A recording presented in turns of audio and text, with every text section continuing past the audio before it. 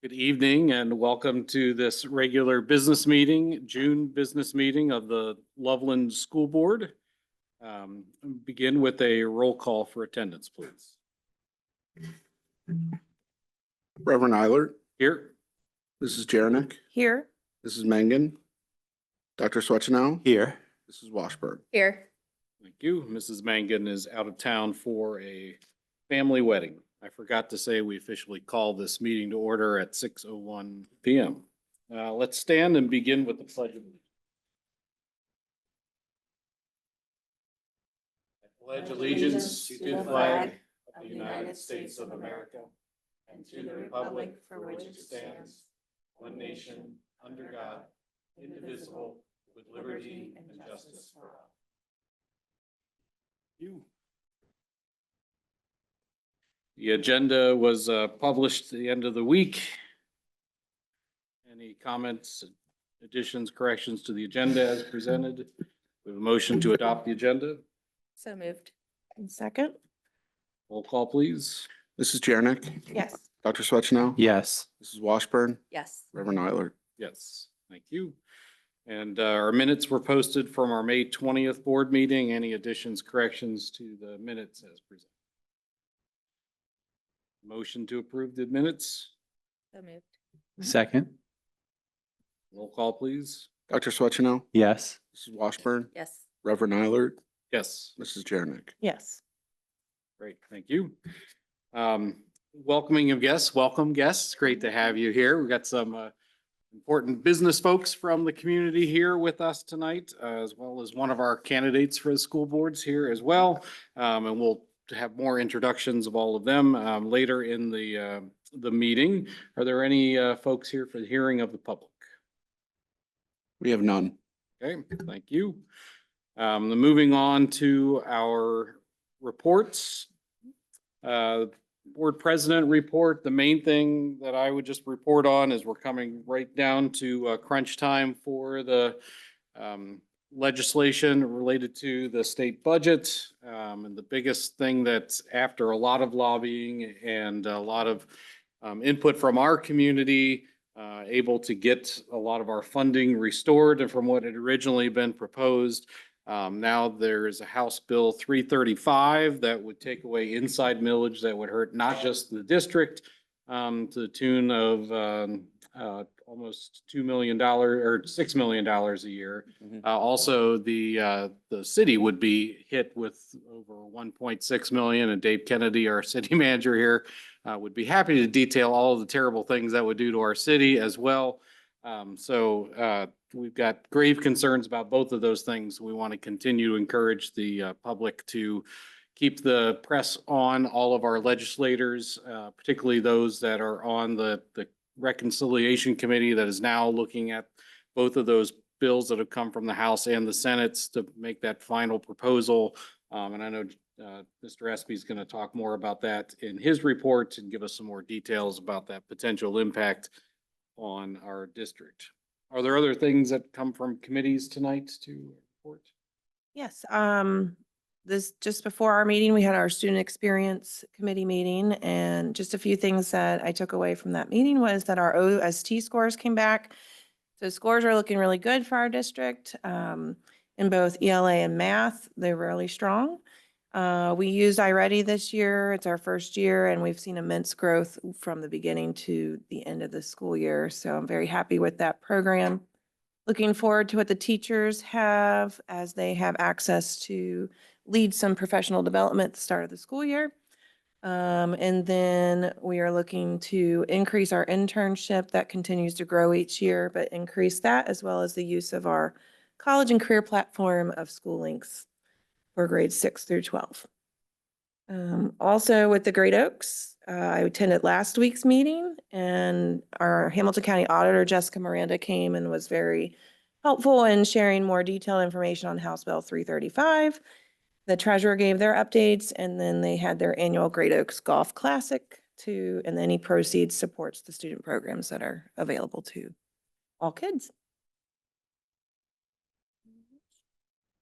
Anything you remember from that in terms of the actual impact that 335 would have upon Great Oak. I actually have her,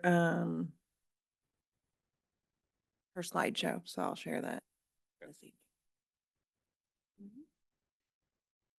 All right, anything else from any of the other committees to report? We had a finance committee meeting this week, but I don't want to steal John's thunder for all of the information to share. All right, administrator reports were included in your materials. I think we move on then to the superintendent update.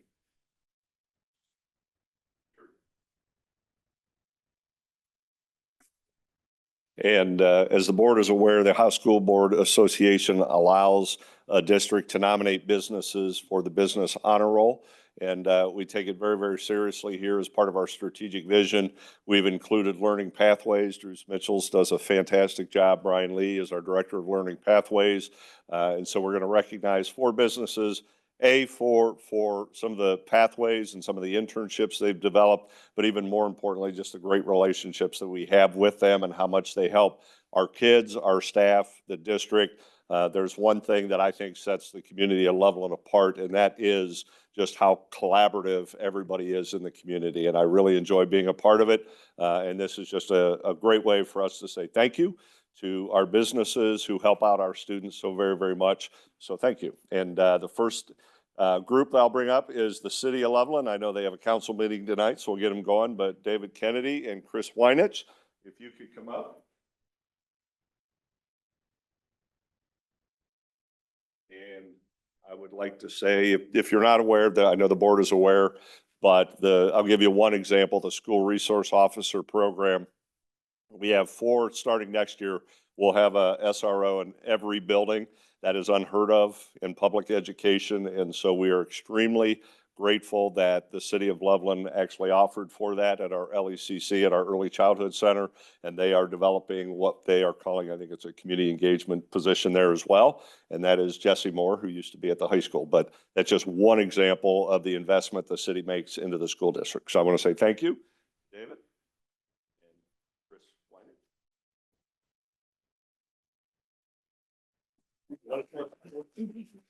I was just thinking, when John told me, Mike told me how to say something, but when you think about what makes up a good community from what Chris and I think of, we think about parks and we think about a good business district and infrastructure and everything goes into it. But when you think about probably one of the most important elements is a good school district. And I can't imagine a city being blessed with a better school district. We get to work, Chris and I, with Mike and John on regular basis, a full gamut of things. And it's really a pleasure. I just want to say to the school board, they represent this school so well when you don't see them in such a professional manner to us. And this city is really fortunate to have you guys up here running this school. So that's all I wanted to say. And I'm sorry, Chris and I, if you haven't met Chris, he's our assistant city manager. He took over a little over a year ago and has just grabbed hold of everything. So he's engaged in every aspect of the city, and you'll hopefully be seeing Chris around for a long, long time. So thank you very much. Thank you for all you do. Mike, can I just say real quick too, just on behalf of the board, how much we appreciate the work that you all do. I know every time I see the mayor, we talk about how much we appreciate the strong partnership that we have with the city, and you two are a big part of that. So thank you for all the work that you do to make this possible. See y'all later. All right. Have a good meeting. Next, we have Wendy Knight, and her family, who is representing Lemons and Limes. And Lemons and Limes, we've had internships, as well as you will see the entire Knight family on campuses. And whenever we need something, they seem to be readily available. And I know they've got a lot of good Loveland gear that they have in the store that my wife and I love to see as well. But I want to say a special thank you to them and have them come up.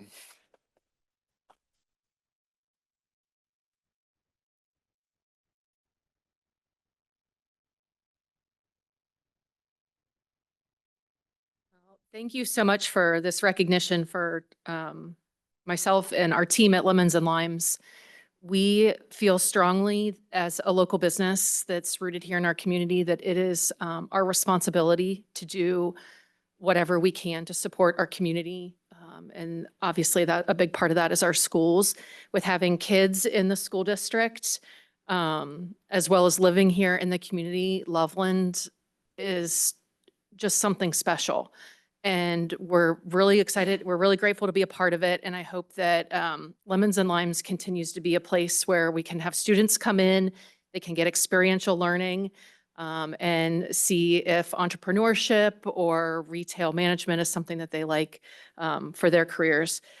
I would be, of course, I have to thank my family because they get drug around with stuff like, I make them come around with me, and I hope that my kids learn how important it is for them to give back to their communities when they're in this position one day. But most importantly, it was taught to me by my mom and dad, because my mom and dad taught me and my two sisters growing up, the only thing in your life that cannot be taken away from you is your education. So do not take it for granted. Put the effort and the work into it, and then give back to make sure that others also have the same access to an education. So thank you very much. Thank you. Thank you. And that shows you why Lemons and Limes is so great to us right there. Thank you. We have Tri-Health was not able to make it this evening. Bridget, if she's able to make it in a different meeting, I will have her come in. We had, Brian Lee, you could correct me if I'm wrong, but they developed quite a few internships through Tri-Health, and it really seems to be a program that's growing. We have a lot of students interested in the medical field, and so it's great that they are a partner with us as we develop our students in internships. The last business up there is La Rosa's of Loveland. I think everybody probably knows Sam David in the community because he's just such a large part of the community. I can tell you time and time again, if there is a need, Sam is always willing to help out. I've told Sam on many occasions, he's probably one of the nicest gentlemen I know because he's always willing to give. I can recall we had a meeting here. This was this year. It was about 10:30 in the morning. And we were interviewing, I think it was probably this summer, and we needed some food for the people that came in to help us, called Sam, and he opened up before they were open and brought the pizza up and took care of us. And that's more than just food. That is being part of a community, and Sam has been a large part of this school district. He's at football games. You'll see him there, and I just want to say thank you very, very much to La Rosa's and Sam. So Sam, if you'd come up.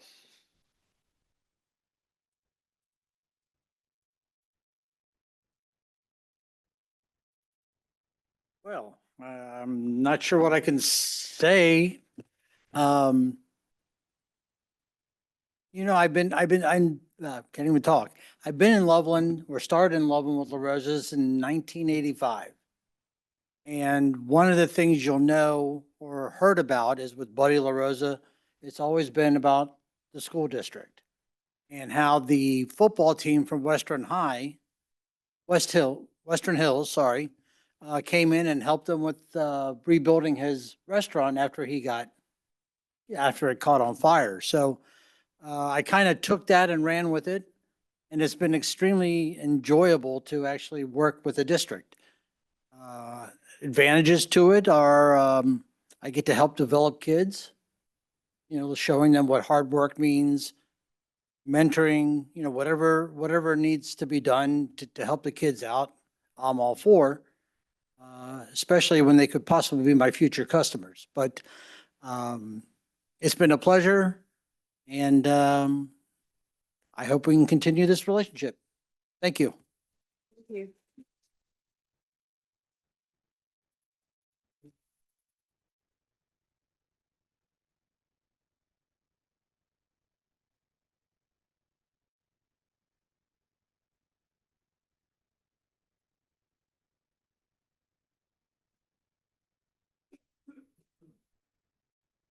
We'll wait for the lineup there. Yeah, right. Mhm. Long shots.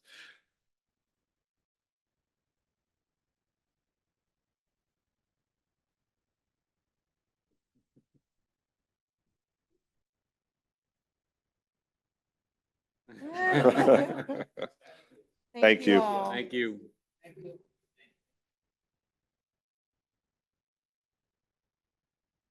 For the rest of the update, what what I wanted to do for the board is I always try and stick to the strategic vision in terms of reporting out. We had a lot of success this school year, And I like to brag about it a little bit. And I'm not going to hit every single thing that's on there, but it does give you an idea of what a great school year we had. And the reason you have a great school year, A, is because we have great families and kids. B, we have an unbelievable staff, extremely professional veteran staff that does such a great job. And that goes from teachers to bus drivers to administrative assistants, our cafeteria workers, administrators, and I shouldn't have started naming them because I'm going to forget somebody, but everybody that's in the district just is all in for Loveland, and I appreciate it very much. Student success is goal number one. Really is the academics, right? That's what we're trying to do, is make sure our students are prepared. If you're not aware, the high school did receive the Advanced Placement Honor Roll Silver Award. It goes up to the Gold Award, and I think we're one tick away from the Gold Award, which is pretty difficult to get. We have a lot of tremendous offerings for our students, probably more than the majority of public school districts out there.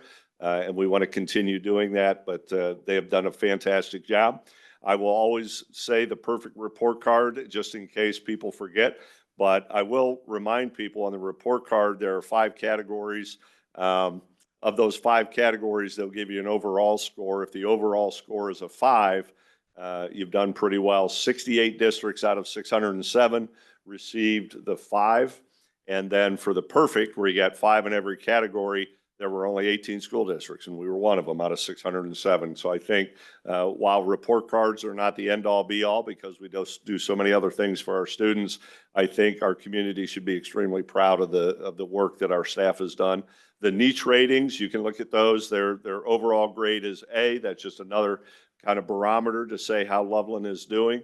When you look at the U.S. News and World Report best schools, our schools are on there. LECC received the Step Up to Quality, which is with the preschool program. That is a very difficult and rigorous thing to achieve, and they did a fine job with that. If you're not aware, I think we might have said it before, but Dave Spencer, our high school principal, has been named Principal of the Year for Southwest Ohio and is now up for the state of Ohio. I don't know what that means if he has to do an interview, but he has that. And so we had a really, really fantastic year academically, and I'm really, really proud of what our staff and our students were able to accomplish. The collaborative culture really is the culture piece. We participated in, Garth emailed our staff and asked them to participate in a survey, which we don't like to do a whole lot of surveys, but their survey was for us to get an idea of how we're doing administratively with the culture and with the staff. And we had, I want to say it was over 70% of the staff responded to the survey, which in itself is pretty high. We did receive the Top Workplaces Award, as well as the one that I'm really proud of is the Cultural Excellence Award, which means people have pride in what they do, and the culture of Loveland is moving forward in a good direction. We set out the beginning of this year. We have such a great music education program. We asked Brian Lee and the music instructors to take a look at it and see how we could get the best communities for music education. It basically was by being us. So we received the Best Communities for Music Education Award, which is outstanding. And you can go through a lot of the different things. We had a fantastic year athletically.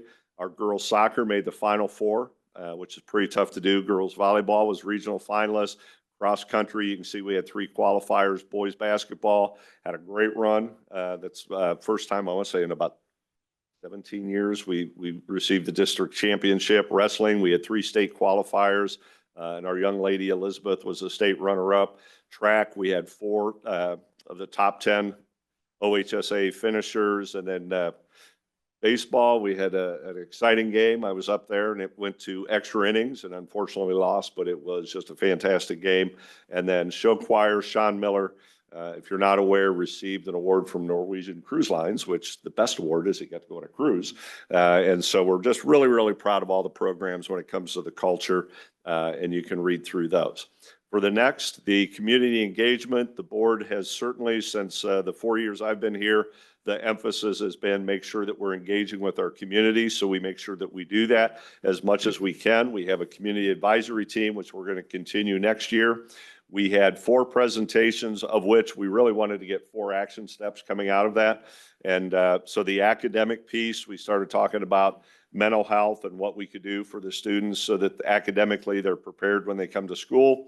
And the Loveland High School start time change came out of those discussions. We're moving to start time at 8:15, which I don't think the students are against. And I think it's a good thing for kids so that they can get a little bit more sleep. Finance Fridays, comment, like, subscribe, but it developed in there for our finance presentations, and John does a great job with that. Our learning pathways, like we had just said, we focus on that, and we are developing a community partners breakfast. We'll invite as many businesses in as we possibly can so that they can see how they can be a part of Loveland, but also how we can help them. And that's not just Loveland businesses, that's businesses in the surrounding communities as well. And then facilities was the 4th presentation.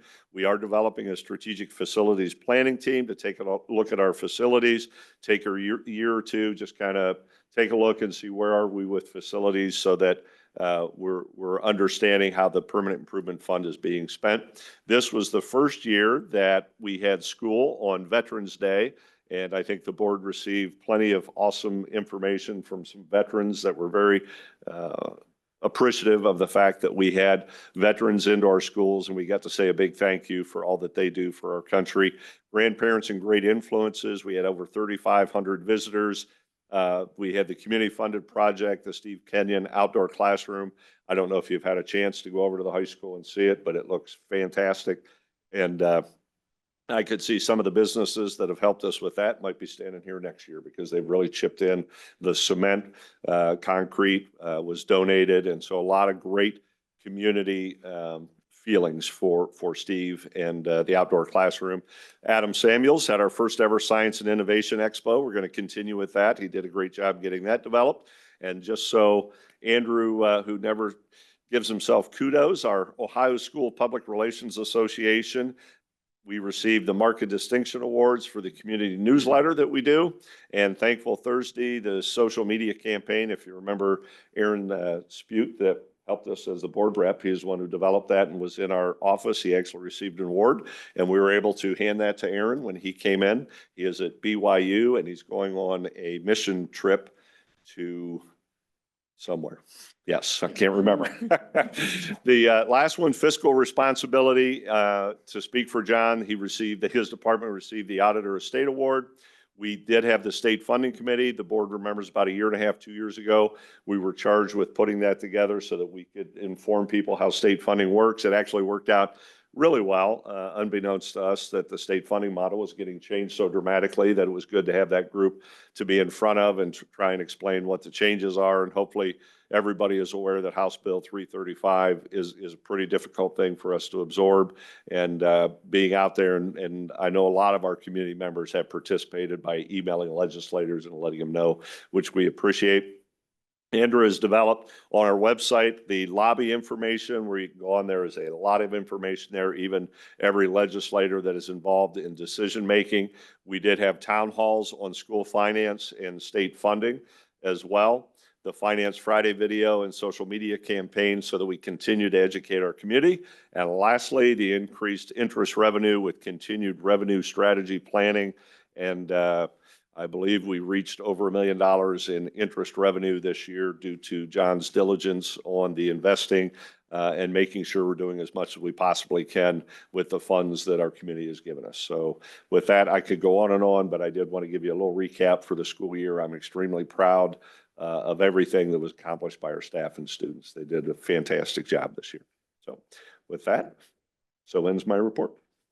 Excellent. Well, thank you for that wonderful review of all of the great things accomplished in the district this year. Are there any questions for Superintendent before we move on? How are you going to top that report next year? Mhm. That's a lot. Yeah. All right. Well, thank you for that. Next on our agenda then, number 4.1, approve new book request.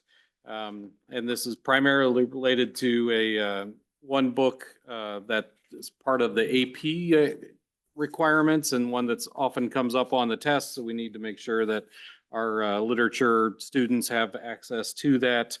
You had information about that, a review of that book. Any additional questions, concerns? We have a motion to approve the new book request.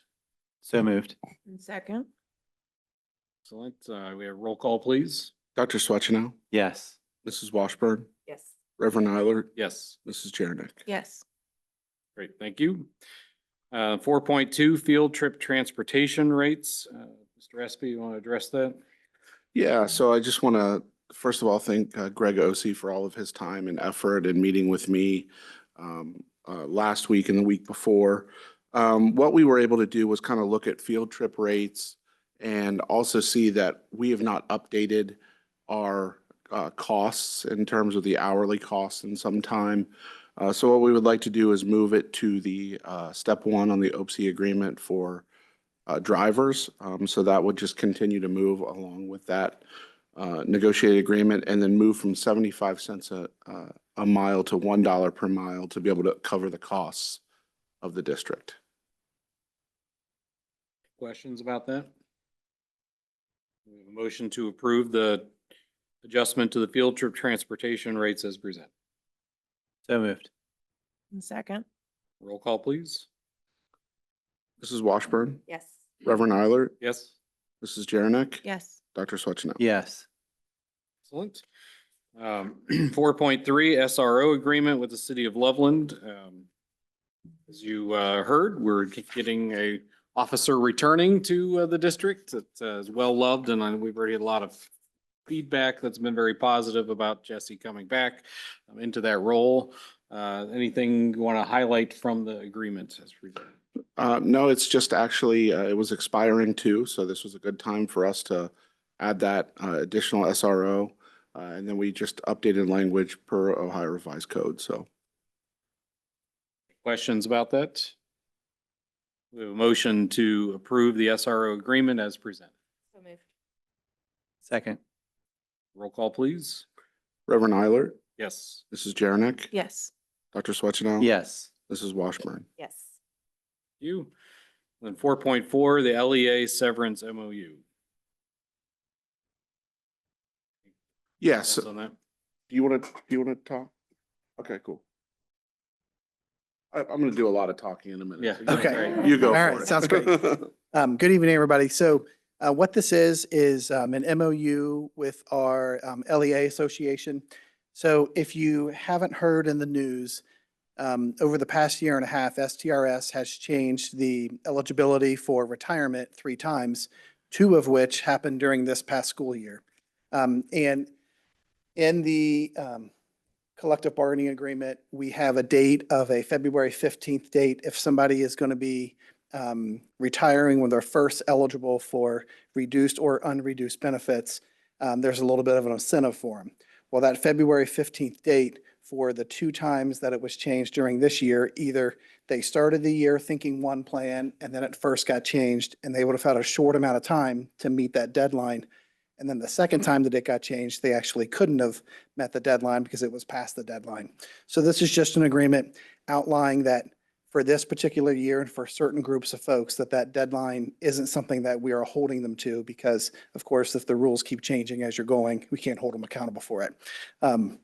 So we sat down with them, worked with them on what this language is. John had worked on some language from when he was working at Milford with some of this as well. So as a collective group, we sat down and worked this out. And this is in essence is only about that. If people think that this is some sort of a buyout or something that we created that's new, that is not the case. This is just us making sure that our agreement that we have in place, actually, we can kind of follow through and then not having those requirements that couldn't have been met. So I'll be glad to take any questions or if John has anything else to add. I just think it's doing right by our employees. So. Any other questions about that? You had the whole memorandum of understanding included in the board materials. We have a motion to approve the LEA MOU as presented. So moved. Roll call, please. Mrs. Jernick, Yes. Dr. Swetchinow. Yes. Mrs. Washburn, Yes. Reverend Eilert. Yes. You move on then to Mr. Collier's report. All right. So the report, as you guys are probably are thinking that it's been a busy time. This is a super busy time for our building principals and for the Human Resources Office, preparing for next year, especially with new staff coming on. So there are a couple of pieces that I want to make sure to mention. We have someone who, if you remember at our last board meeting, we recognized retirees. This particular person put in for their retirement after we did the recognition. So it's on this month's agenda. And that is for Robin Purdon. If you had kids go through, her name would have been Robin Schneider maybe when your kids went through. She has over 30 years of service to the district, many of those being the counselor at LIS. I personally got to work with her for a number of years. She was outstanding and she is going to be missed, and I wish her the best. In addition to that, there are fall supplementals that are in here. There are some things with some substitute custodians that we hire to help get things cleaned. And then I think really what I want to mention or kind of highlight is that, you know, Mike kind of went through some highlights of the school year, which is a pretty unbelievable list of things that happen. And then we started tonight with recognizing those folks in the community that we have partnerships with. And I've got to tell you that all of that, our community, our staff, our kids, the businesses here, everything as a total package makes the job that our building principals and that I have attracting folks to want to come work here. It is really about all of that work goes into making this place a place that people want to be.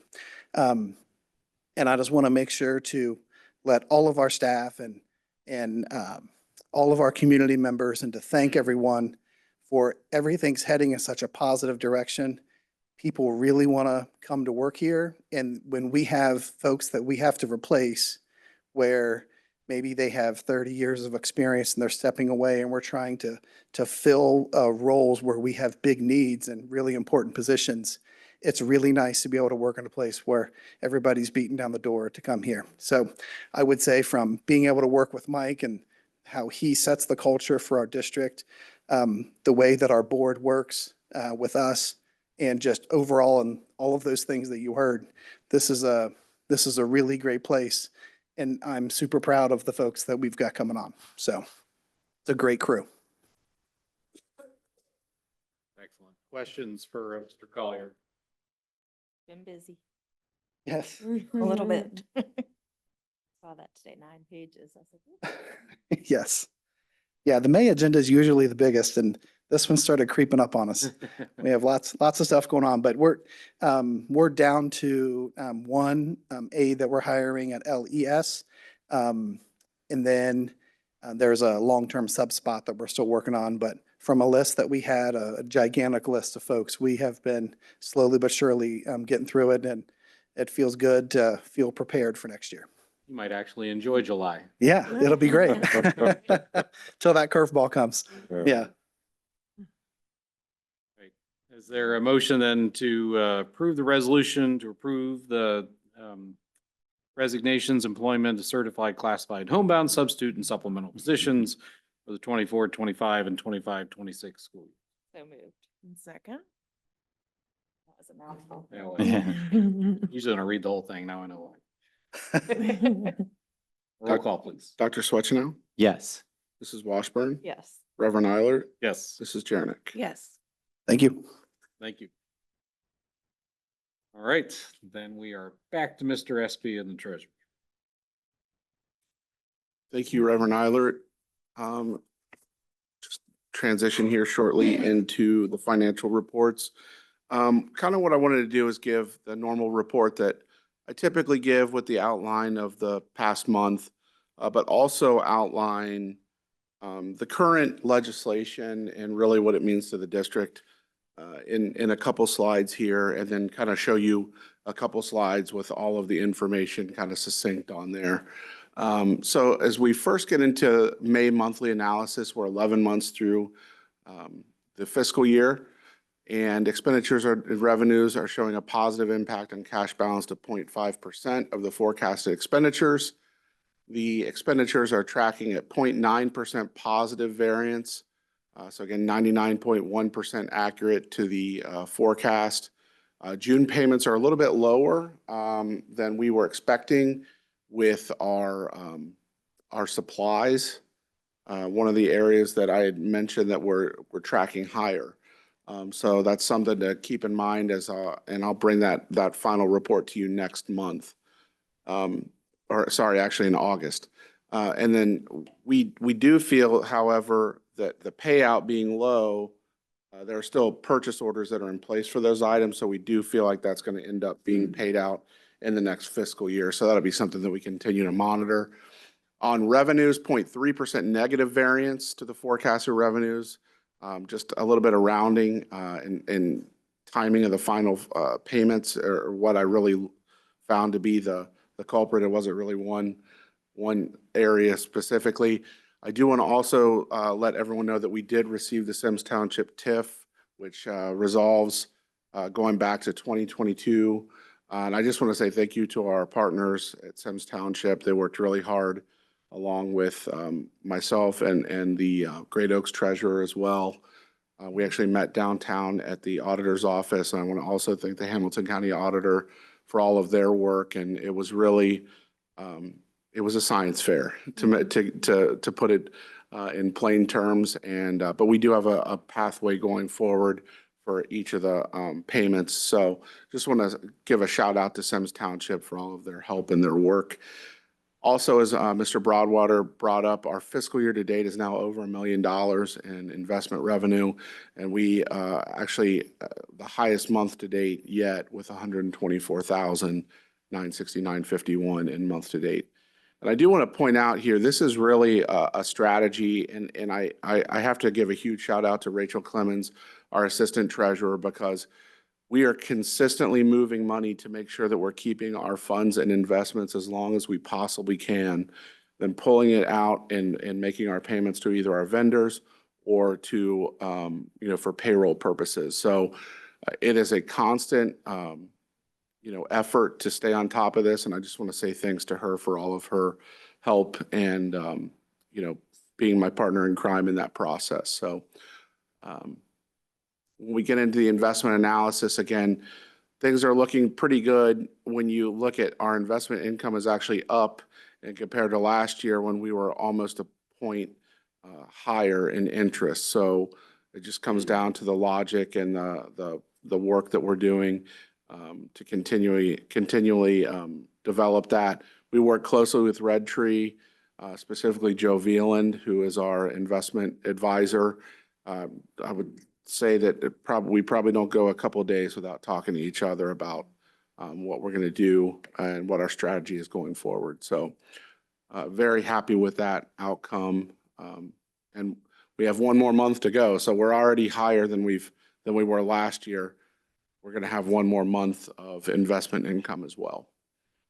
Now getting into the 5-year forecast simulations, what I did was I basically did 4 forecast simulations, the May filed, and then the Senate version 2, which is they put in an achievement supplement for districts that have 4 or 5 stars. And that is actually based off of the 23-24 report card. There is some question as to whether that's going to be continued in fiscal year 28 and 29. Obviously, this General Assembly is working on this biennial budget, but we'll see where that goes. We do, I think most of us feel like it's going to continue. So that's why there's version 3 with it continuing. And then, so obviously version 3 is our most advantageous for us. When you look at the House budget, Governor DeWine's executive budget, and the Senate budget. But I also want to point out there's a 4th here, which is the House Bill 335 factor that I modeled on top of the best outcome for us. So this is just again, a recap of what our cash balance looked like on the May filed forecast, 10.7 million in 2029. This is what the cash days on hand look like.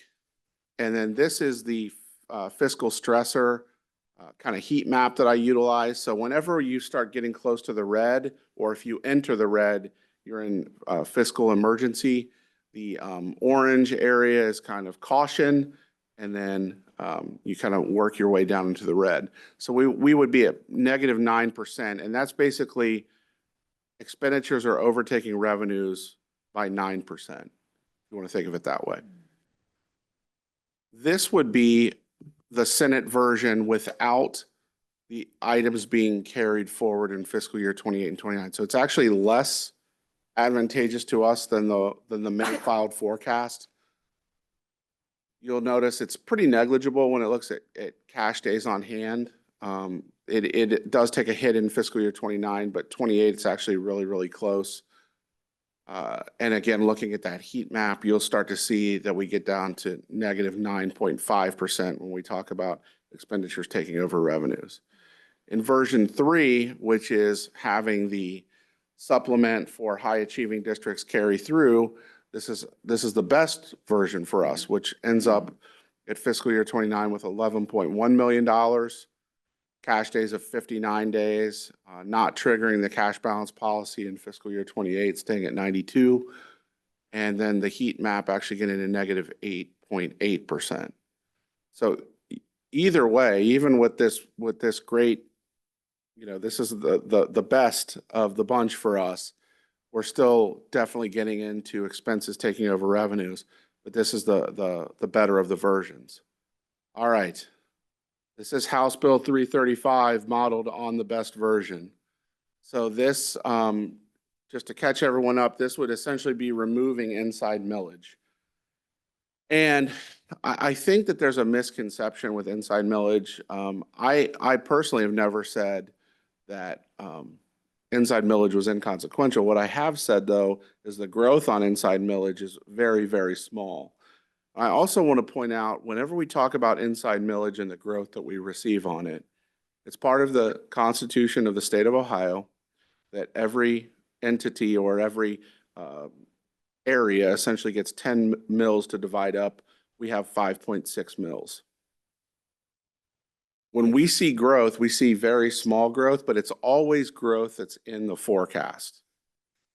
Okay, it's growth that we're forecasting. It's not revenue that just showed up out of nowhere that we weren't planning to get. So I think that that's a really important caveat to make. But obviously, you see right here, if we were to lose $6 million or near $6 million per year, we're at -14.3 million in fiscal year 29.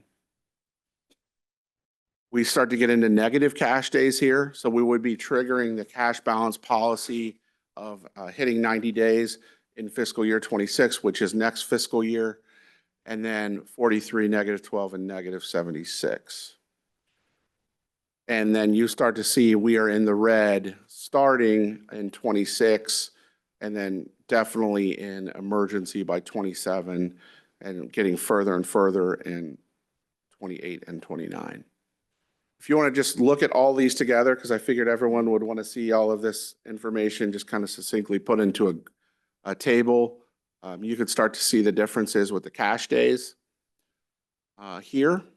And then looking at the fiscal stressors, the negative starting to appear in fiscal year 26, and almost, I mean, being very, very deep into those negatives pretty quickly. So any questions on that before I move on? This is really why House Bill 335 is important. I'm also really, really proud of our community. I've been contacted by multiple people that have just asked questions to get a better understanding of this. I know they're writing our legislators. I've written our legislators. Both Mr. Broadwater and I have called. It's just continuing to tell our story and just talk about how devastating this is. I also feel like this is devastating to all public schools and municipalities. So this is something that I think that we have to really, really continue to push in the next couple of days, really the next day, the next 24 hours. We do expect to see something. Letter that I wrote to the committee, as one of the things that stood out to me is you look at the proposal And there are some tactical changes that they propose in there as well that, you know, there can be support for that can make sense. And some smaller changes, but I said the in-slide millage piece felt like a nuclear weapon in the midst of a bunch of tactical weapons, you know. It's, you know, once you've gone nuclear, you might as well not even worry about the other stuff. And so it's not in sync with the rest of the proposals that are part of House Bill 335. And I think it's way too extreme of a proposal to be digested by all of the communities in Ohio. If the board's not aware, we did write a letter in conjunction, John and I, with the city mayor Bailey, David Kennedy, because it's going to affect police and ultimately fire here as well. It's a big deal for every community in Ohio, not just Loveland, but it's something that I would encourage people to make sure they contact their legislators to express their concern about where this would take us. And we did an interview on, I think it was Channel 9 or whatever, but we all understand property tax reform probably needs to happen.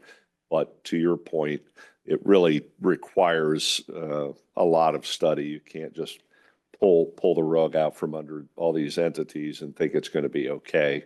So we're hoping for the best, but anybody contacting the legislators would be helpful. And finally, I just want to talk a little bit about ongoing projects. So fiscal year 26 budgeting is done because I have an appropriation resolution for you tonight for that. So want to thank my wife and everyone that's dealt with me being not so, being a little grumpy the last couple of days. But Is that why, John? yeah. And then PI budgeting and receipt code process. This has been an ongoing thing that we've been working through, and we have a draft of this, as you'll see with the appropriations. Continuing to monitor the upcoming legislation and how it affects us. Working through fiscal year end, still writing grants. We're going to be pushing out the building and department communications here soon. Finance Fridays are ongoing. Our next one is going to be on tech savings with Mr. Samuels over there. So that'll be coming out hopefully soon. And then I'm going to take a little bit of a break over the summer and give you some of the reruns. You'll get the syndication of the Finance Friday. And then we'll be back with new content in August, September. Also still working through records retention process. That's going to be a July thing that we continue to work on.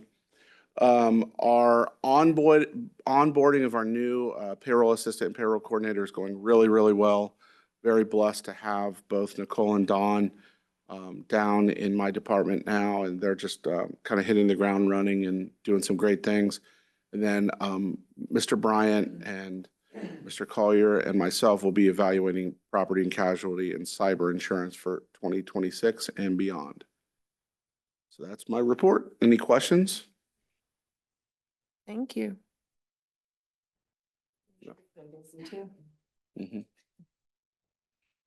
All right, if there are no other questions, do we have a motion to accept and approve the financial reports for May 2025? So moved. Second? Roll call, please. Dr. Swetchino, Yes. Mrs. Washburn, Yes. Reverend Eilert, Yes. Mrs. Jernick. Yes. Thank you again for all your great work on that. We've got a nice list here, once again, of donations that we need to receive. We have anything you want to say? No, just wanted to point out MMG Corporate Communication donated several technology items, and that was secured by Mr. Samuels.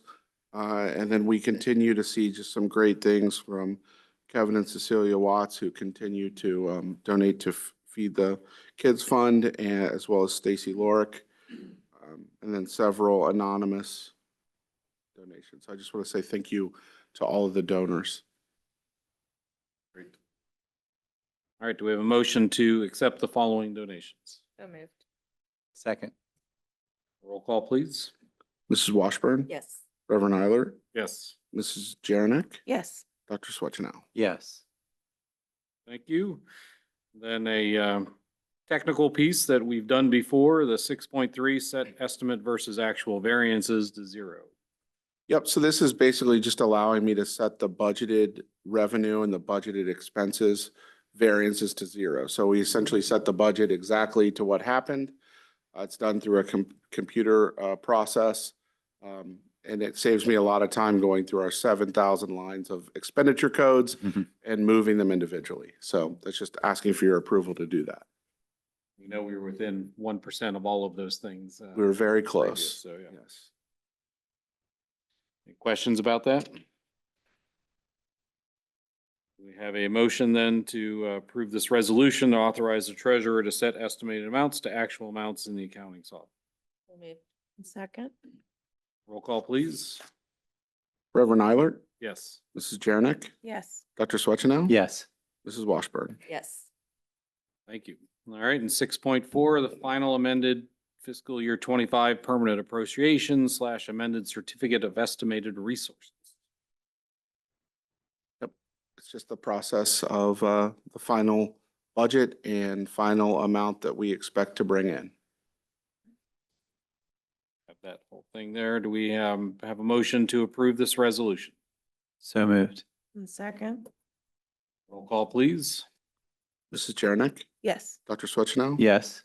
Mrs. Washburn, Yes. Reverend Eilert. Yes. You.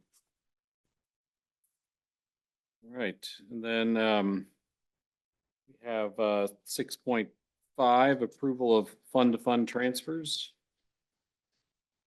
Yes, so this is outlining the ideas for transfers that we talked about that were included in the 5-year forecast.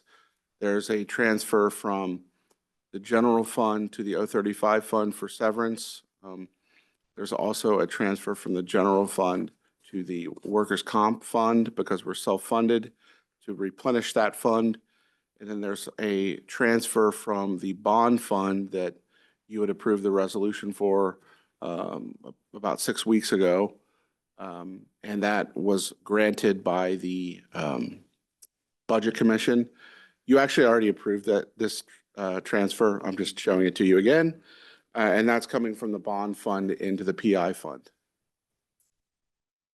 Great. Assuming these are all reviewed at the Finance Committee, correct? Any additional questions about that? It's all related to things we've seen in the past. We have a motion then to approve the fund-to-fund transfers. So moved. Second. Roll call, please. Dr. Swetchenow. Yes.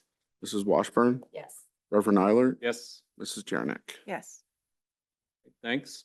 And 6.6, property and casualty insurance rates for fiscal year 26.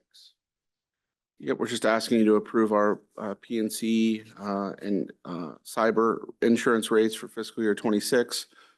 We worked with School Insurance Consortium to make sure we got the best coverage for the best rate. Unfortunately, our carrier that we're currently with increased their rates to the point where we're no longer able to stay with them, but I don't think that they're really interested in keeping business with the percentage increase that they gave many schools in the area. So You say you said yesterday that we actually are getting more coverage, right? yes, we are. As well. So. We're actually getting coverage on the replacement value for all of our roofs now, as opposed to the depreciated value. So it's better coverage for us. Great. John, can you just make a quick comment because it's so topical right now about the cost for cyber insurance and intrusions into schools and how we're funding that and looking at it in the future? So that's one of the things that it's my area of concern.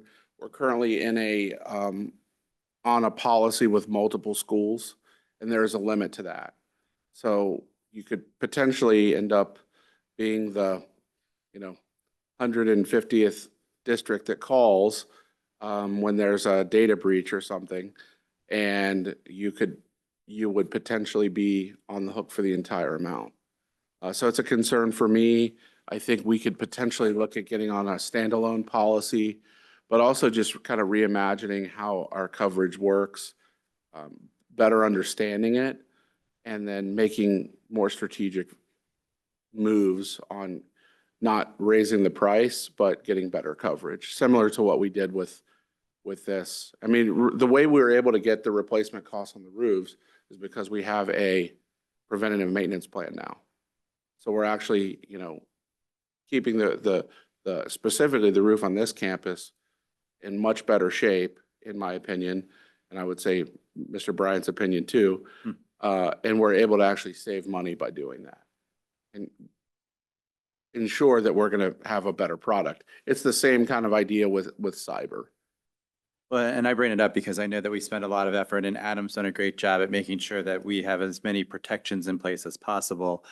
It concerns me that we're in a pool of people that we don't have any control over their behaviors. And like you mentioned with the roof and the fact that we're spending time and effort and money to maintain it, it would be nice to see if we could get into an insurance policy that acknowledges the amount of work that we've done on it.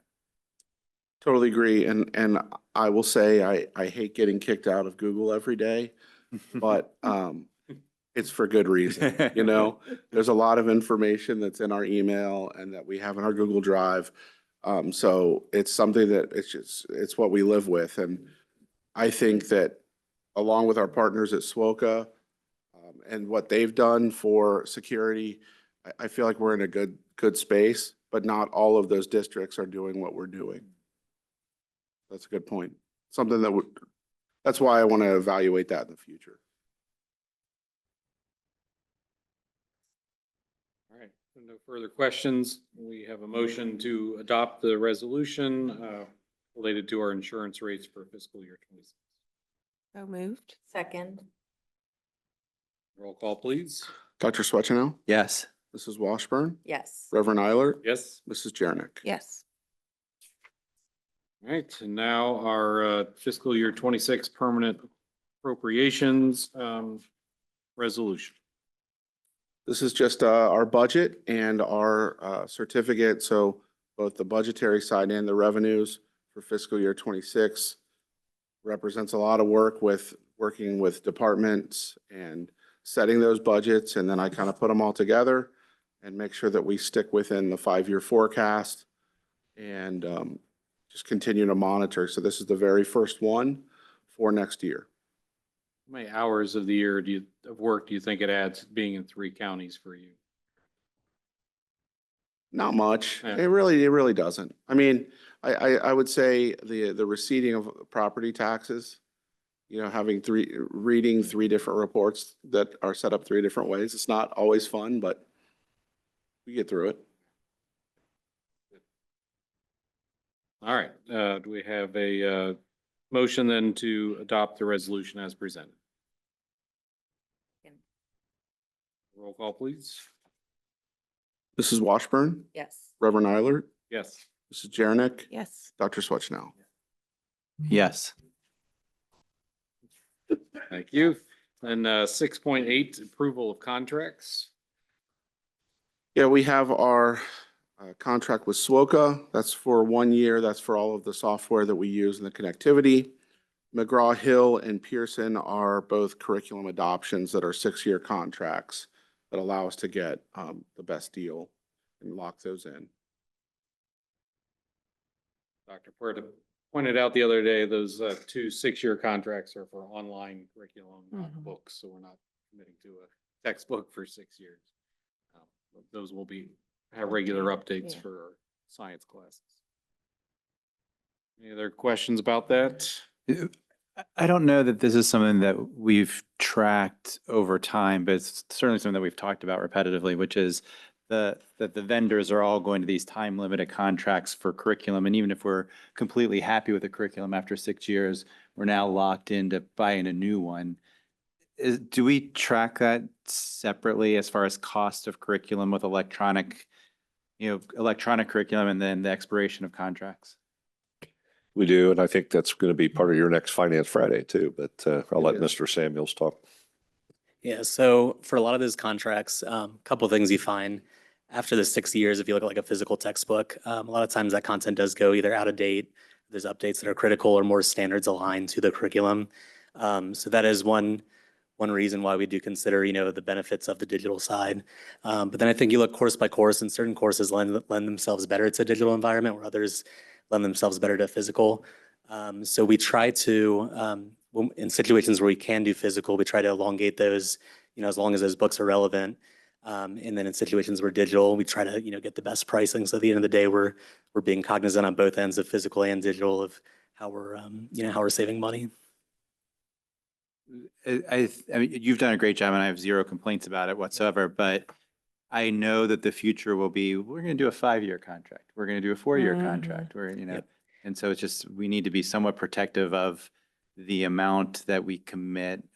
To me, and granted, I'm not an educator, a 6-year contract is appropriate. There's going to be a significant change in knowledge base in several areas over that period of time. And then a lot of times you see in those like 6-year contracts, it might be $20, $22 a student versus if you were to do a 1 year, it can be upwards of 50, 55. We've seen in the hundreds, things like that. So from a cost standpoint, it definitely makes sense too. And then kind of the last piece so for McGraw-Hill, which is inspired by biology for general and honors biology classes. Between all of our McGraw-Hill products that we use in the district, we've been able to cost avoid about 14, 15 grand in that area too. So I feel like we've done a lot of good work with them as a vendor. I think the beauty of digital sometimes, Adam, is the 6-year contract, but if there's curriculum that needs to be updated, they can update it pretty easily versus when you have that textbook. Yep, that's correct.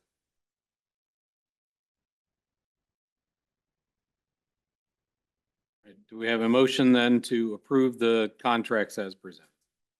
So moved. Second, Roll call, please. Reverend Eilert, Yes. Mrs. Jarnick, Yes. Dr. Swetchenow. yes. Mrs. Washburn. Yes. All right, thank you. That concludes our agenda that we had. Lots of technical stuff tonight.